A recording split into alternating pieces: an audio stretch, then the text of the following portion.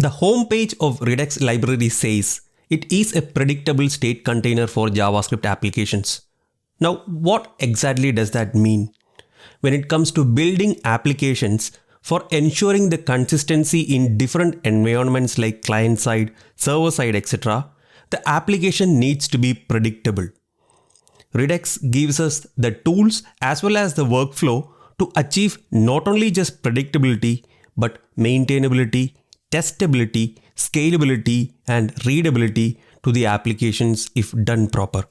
Some of the advantages includes time travel debugging, developer tools, generating error reports, having the flexibility to work with any UI layer, not just React, combined with the fact that there is a huge ecosystem of add-ons as well as a matured community to support and maintain.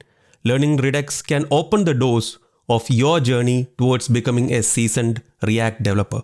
As the current slide says, Redux is a library.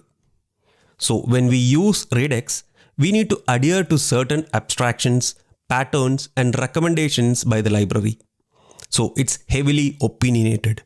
You are forced to write the applications in certain way to get all the benefits provided by the library.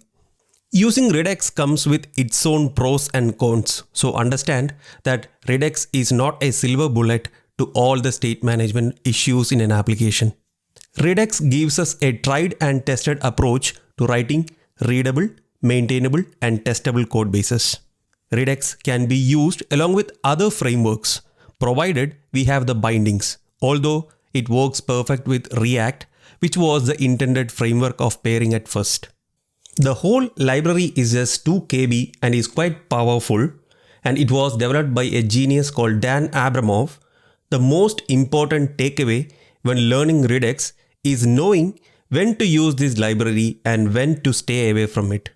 Now that is a discussion that we are going to have in the coming slides.